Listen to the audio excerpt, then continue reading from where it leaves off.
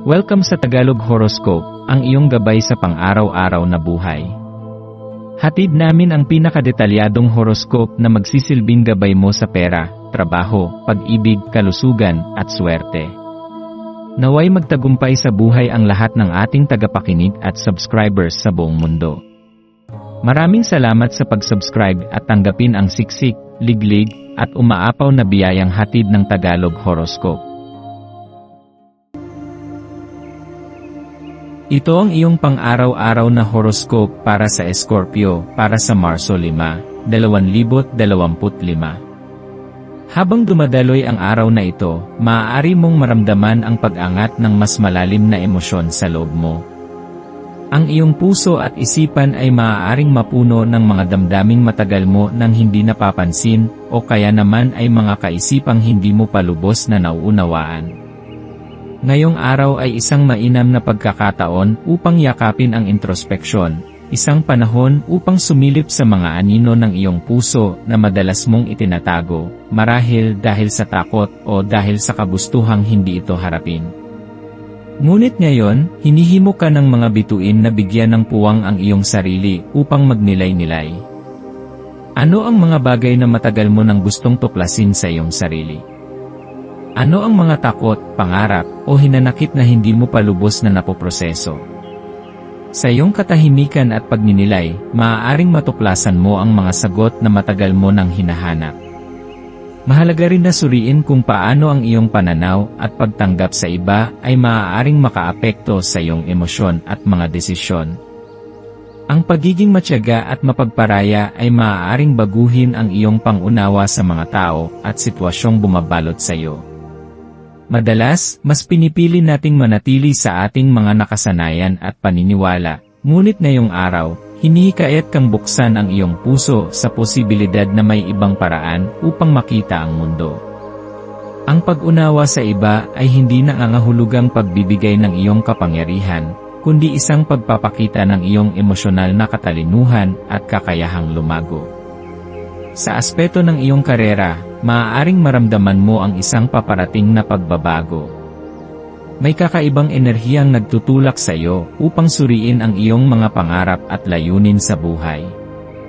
Mayroon bang bagay sa iyong kasalukuyang trabaho o propesyon na hindi na nagtutugma sa iyong tunay na nais? Mayroon bang mas malalim na hangarin sa loob mo na hindi mo pa nabibigyan ng pansin? Ito ang tamang panahon upang pag-isipan kung nais mong sumubok ng bagong landas o kung oras na upang muling repasuhin ang iyong mga plano. Ang pagbabago ay maaaring nakakatakot, ngunit ito rin ay isang tanda ng paglago. Ang iyong intuisyon ang magiging iyong gabay, makinig sa iyong panloob na tinig, dahil ito ang magtuturo sa iyo ng tamang direksyon. Ang enerhiya ng araw na ito ay nagpapalakas ng iyong imahinasyon, lalo na sa mundo ng literatura. Kung ikaw ay mahilig sa pagsusulat, pagbabasa, o kahit sa malikhaing pagpapahayag ng damdamin, ito ang perpektong pagkakataon upang ilabas ang iyong nararamdaman sa pamamagitan ng mga salita. Ang mga aklat, tula, o anumang anyo ng panitikan ay maaaring maging iyong kanlungan ngayon, isang ligtas na espasyo kung saan maaari mong iproseso ang iyong emosyon. Ang pagsulat ng iyong damdamin sa isang journal o diary ay maaaring makatulong sa iyo upang mas maunawaan ang iyong sarili. Kung nais mong magbasa ng isang aklat na matagal mo nang gustong simulan, gawin mo ito ngayon. Ang mga salita ay may kapangyarihang pagalingin, magbigay liwanag, at magdala ng inspirasyon. Dahil ang buwan ay nasa ilalim ng Gemini, maaaring maramdaman mo ang matinding paghila ng spontaneity sa iyong puso. Maaari kang maakit sa mga hindi planadong paglalakbay o biglaang pakikipagsapalaran. Huwag kang matakot na sumabay sa agos ng buhay, ang pagiging bukas sa hindi inaasahang mga pagkakataon ay maaaring magdala sa iyo ng mga bagong pananaw at kasiyahan. Ang pagsubok ng isang bagong aktibidad, pagkain, o lugar ay maaaring magbigay ng sariwang inspirasyon sa iyong isipan. Ang hindi mo planadong paglalakbay ay maaaring hindi lamang isang simpleng paggalugad ng mundo, kundi isang mas malalim na pagtuklas sa iyong sarili. Ang maswerteng kulay para sa araw na ito ay kulay pilak, isang simbolo ng kaliwanagan, proteksyon, at espiritual na paggabay.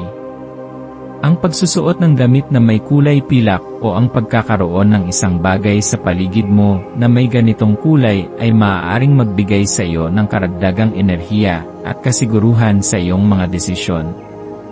Ang iyong maswerteng numero ay 5, 8, at 14, mga numerong magdadala sa iyo ng magandang balanse sa pagitan ng iyong damdamin at isipan.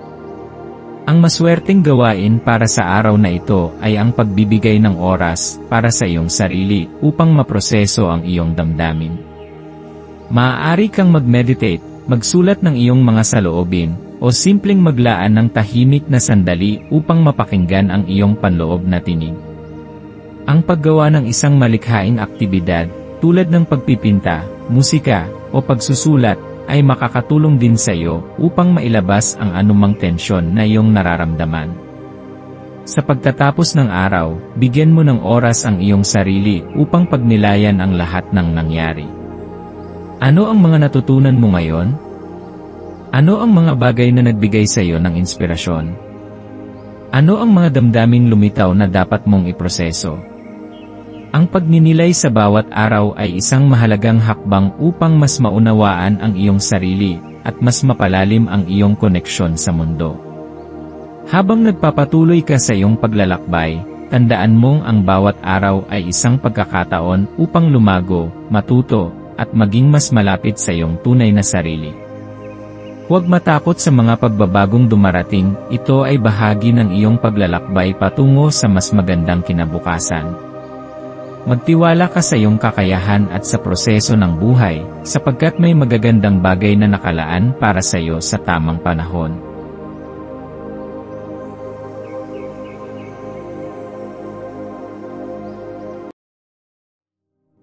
Tayo ay magkaroon ng kaunting sandali upang ipagdasal ang lahat ng mga dalangin ng ating mga subscribers, na sana'y matamo nila ang kanilang mga pinapangarap sa buhay, magandang trabaho, mabuting kalusugan, payapa at masayang pamumuhay, at siksik, liglig at umaapaw na biyaya at kayamanan. Ipinagdarasal namin ng mataimtim ang lahat ng mga komento sa nakaraang video, at hinihiling namin, Panginoon, na pagpalain mo ang ating mga subscribers ng masayang buhay sa mundong ibabaw. Maraming salamat po. Maaari kayong mag-subscribe sa aming channel na Daily Prayer, kung saan nag-a-upload kami ng pang-araw-araw na Catholic Gospel Readings, Reflections, at Daily Rosary Reading para sa lahat ng misteryo ng araw. Tulungan ninyo kaming buuin ang community na ito at mag-subscribe na. Ang link ay nasa description box. Maraming salamat sa panonood ng iyong horoscope ngayon araw. Naway gabayan ka ng mga bituin sa iyong landas. Huwag kalimutang mag-like, share, at subscribe para sa iba pang cosmic na kaalaman.